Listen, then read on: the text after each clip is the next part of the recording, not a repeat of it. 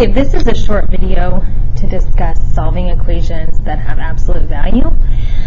And so before we start, just kind of thinking about absolute value.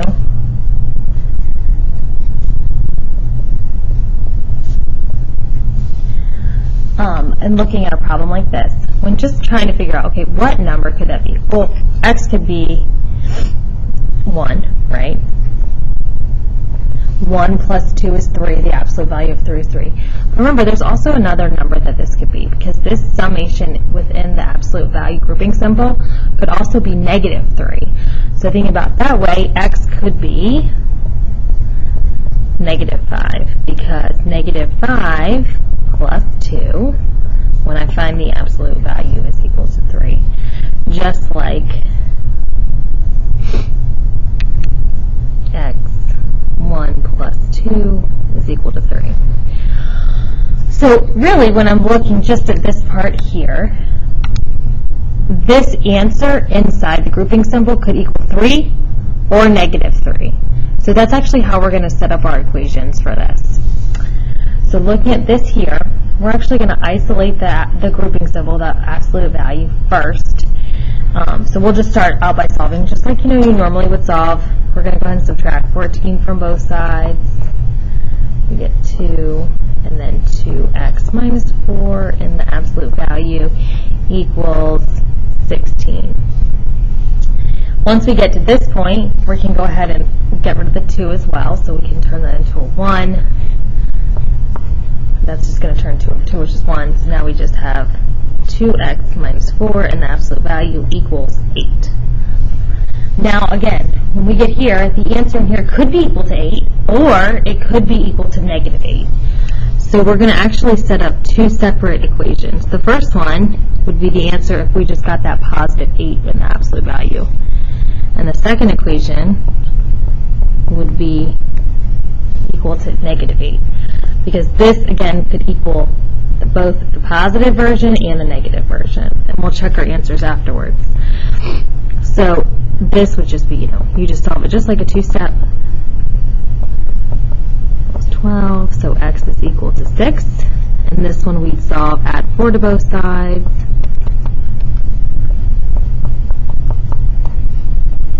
This is x is equal to negative 2. So when you substitute it back into the initial problem, we could say 14 plus 2 times the absolute value. We'll just use the 6 first. So 2 times 6 minus 4, and it should equal 30. So this would be 14 plus 2 times 12 minus 4.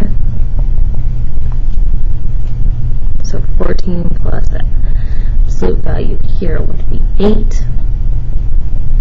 And this would just be 14 plus 16, which is equal to 30. So that one checks. And then again, the other answer should give us negative 8 inside the absolute value, but we'll go ahead and check that one too. So it's going to be kind of similar. We have 14 plus 2 times 2. And then for the second, we got negative 2. So times negative 2 minus 4. And we're still looking for that 30.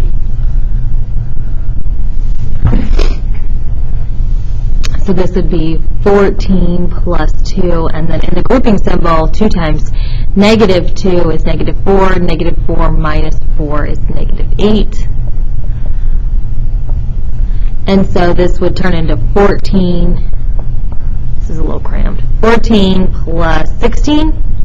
After we did negative 8, we made it positive from the absolute value, and that also checks. So first, just make sure you isolate the absolute value symbols, and then you go ahead and split it into what the answer could be, as long as you have just a numerical value on the other side of the equation. So for this one, kind of do the same way. We can go ahead and subtract 13 from both sides. So we end up with negative 2, and then 2 minus 3x is negative 23. And then we divide both sides by negative 2. That would be 2 minus 3x going to stay, we can just leave it 23 over 2. If you want, you can simplify that to 11.5. That works too. And then you would set it up 2 minus 3x equals a positive 23 over 2, and 2 minus 3x equals a negative 23 over 2. And you would solve it from there. And in the end, you can definitely still check your answer by substituting and making sure that both values in fact